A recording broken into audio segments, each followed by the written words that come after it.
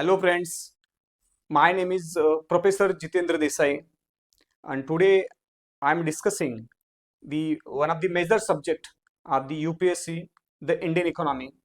So in this lesson in this lecture, so we will have the basic discussion, actually basic concept in the economy. So first of all, so now we will go towards the our lecture. So what is mean by economy? So economy is the science is the scarcity, science of the scarcity, but that is the meaning actually we are not expecting in the economy. So science here is the we are talking about the science of the production. Actually it involves production, distribution, distribution of the goods and services, production of the goods and services, then consumption of the goods and services, and exchange of the goods and services, and whole system of this production, distribution, and consumption and exchange is called the economy. So total system, and this system can be actually for actually as far as nature is concerned, the system can be domestic as well as national as well as the international. So the system of the production, distribution, consumption, and exchange is called, such a system is called the economy. So the production, about some of the sectors. What are the sectors? So primary sector, quaternary sector, secondary sector, quaternary sector, quinary sector, tertiary sector. So some of these are sectors, and the production, agriculture is another sector. Agriculture is one of the sector. Then so these are the some of the sectors. So this is the point of the economy here. So what are the types of the economy? So let's see the what is mean by the, or what are the types of the economy. Actually types of the economy can be based on two things. The first of all, on the basis of the development, on the basis of the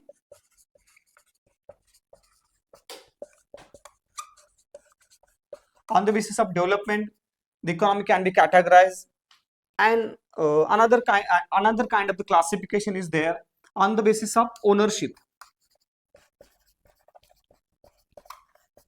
on the basis of the ownership.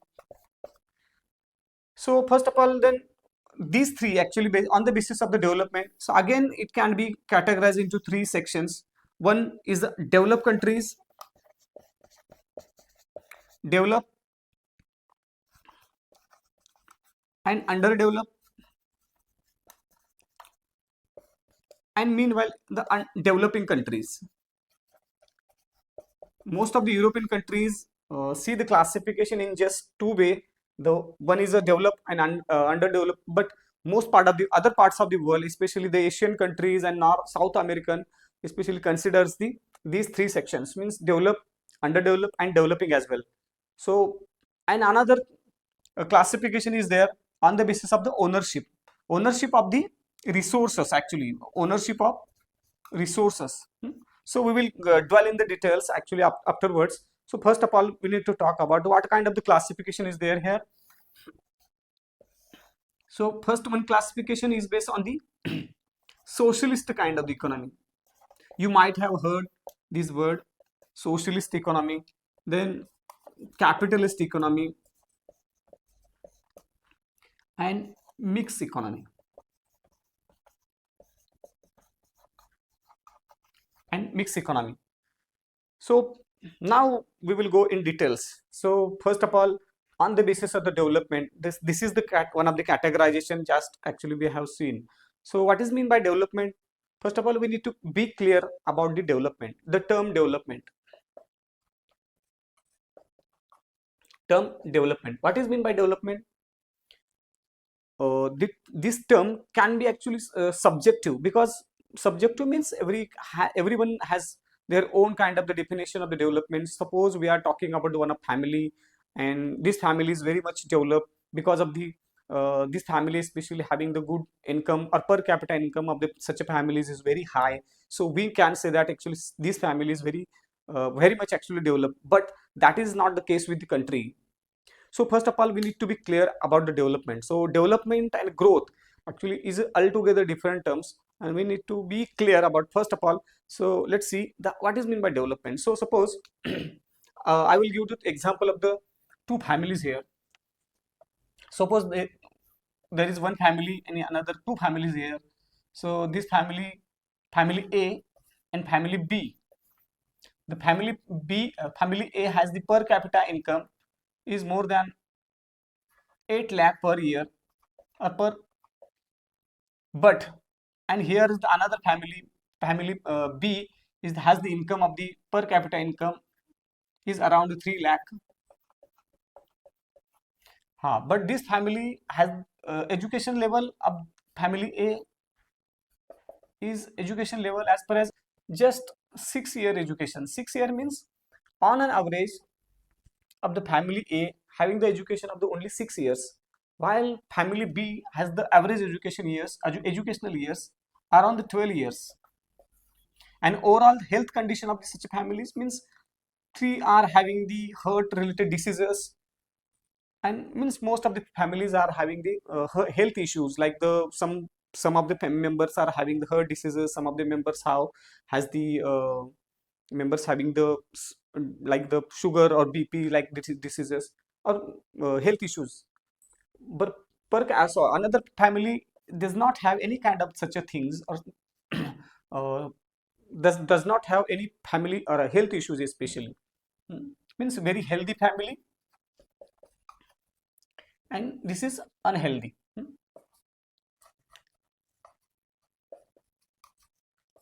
Healthy and unhealthy.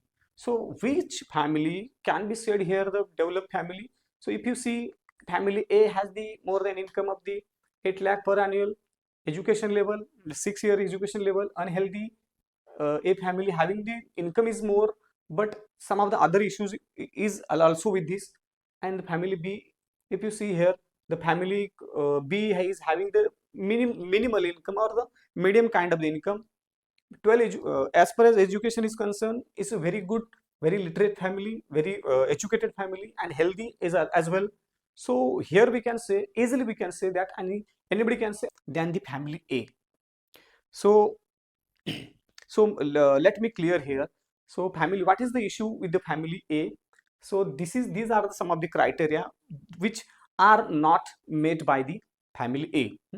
So this is why I'm so let's see how the actually as far as health is concerned, so how the health can be assessed of the country, how the education level is assessed of the country, how the per capita income is assessed by the country. Some of the criteria is given, and some of the world indexes or some of the organizations of the world are having work on the such indices. So first of all, if you see the family, sorry, we are discussing the development. So development can be assessed on the basis of education, health, and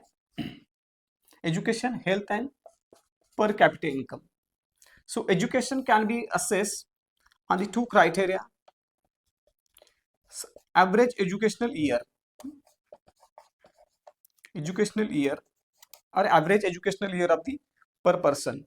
Health can be assessed by assessing the MMR, mother mortality rate, CMR, child mortality rate, and another life expectancy. These three rates are very vital to assess the condition of the country's health. And per capita income can be assessed uh, by the dividing the population over a total population with the from the national income we can assess the per capita income. So these are the three criteria, actually basic criteria. We are not dwelling into another things. These are the very basic criteria to assess the overall condition of the development. So these, okay, on the basis of the ownership of the economy. So economy is also can be categorized on the basis of their ownership. So ownership is basically it is about the resources. So first of all, we will talk about the socialist economy. So what is mean by socialist economy? So let's see what is mean by the socialist economy. Socialist economy, actually it is in the socialist economy, means of the production, means ways of the production, or the sources of the production are owned by government. Hmm? The means of the production are owned by the government. So what is mean by resources or sources of the means? So means of the production is just like the agriculture, manufacturing sector, manufacturing and service sectors. So these kind of sectors are owned by government, means ownership in the socialist economy is with the government. So government is the owner in the socialist economic sector. So what is the objective behind, what is the objective behind the socialist economy? So first of all, the to bring social justice, the equity among the society. These are the some of the objective of the socialist economy. Looks like a very gloomy and a very glamorous picture of the economic side. So to bring in the social justice and economic equality and economical equity also. So equal distribution of the resources is one of the key criteria or key objective behind the socialist economy. Means these are the some of the merits. But what are the merits, demerits of this economy? So demerits of this economy, or this type of the economy, is one of the key demerits is the loss of the loss of personal freedom. The loss of the personal freedom is kind of the demerits of this kind of the economy. Loss of the personal means actually personal freedom, lack of the choices.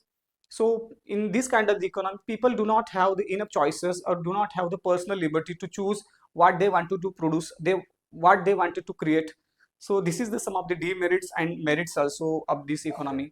So do you have any example of this kind of the economy nowadays?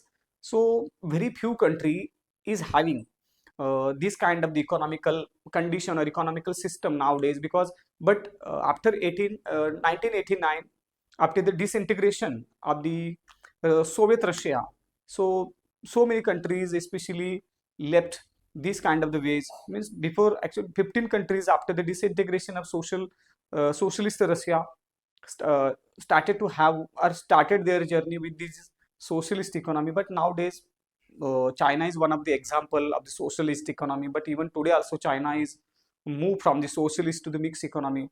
So very few countries having this kind of the system of the economy. So next one is a capitalist economy. Capitalist, what is mean by capitalist economy here? So capitalist economy is about the ownership of the private sector, means means of production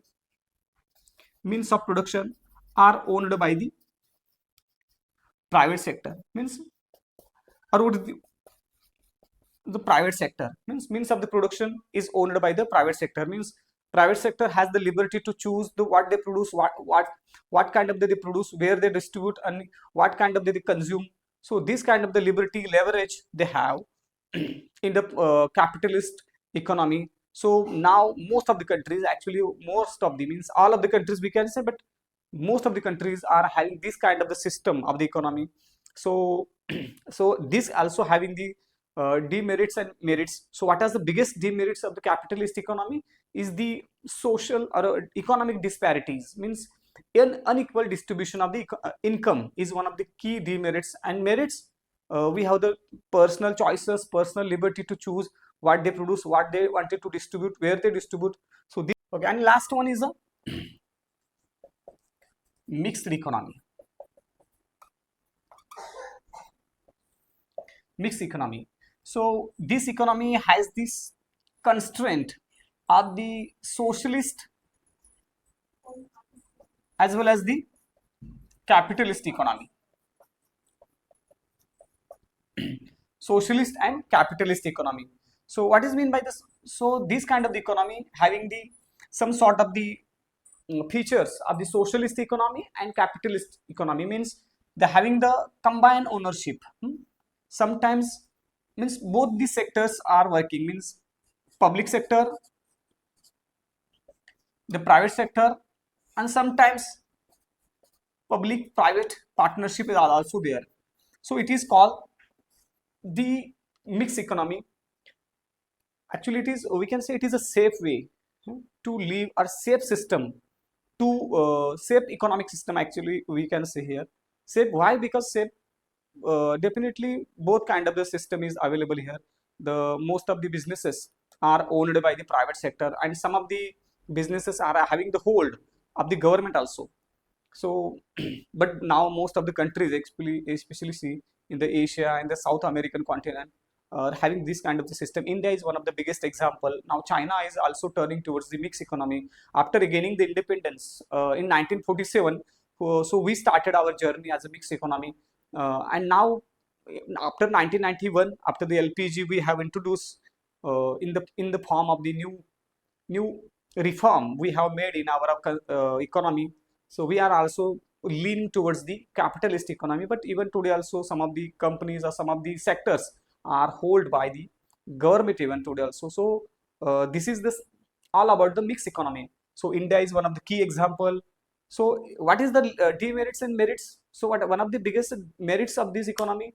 Always this economy is always in the balance. But and what is the demerits? Sometimes especially give the rise to the inequality, unequal distribution of the unequal distribution of the wealth. So this could be the some of the demerits of the mixed economy as well.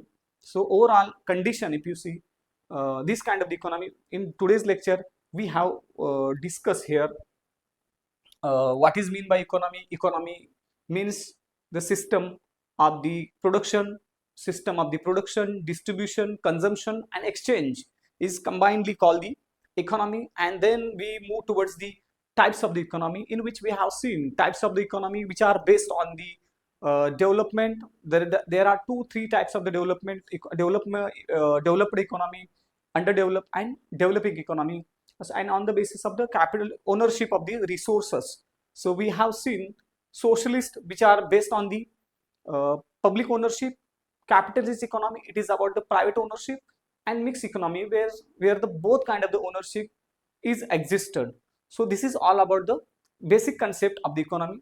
Thank you.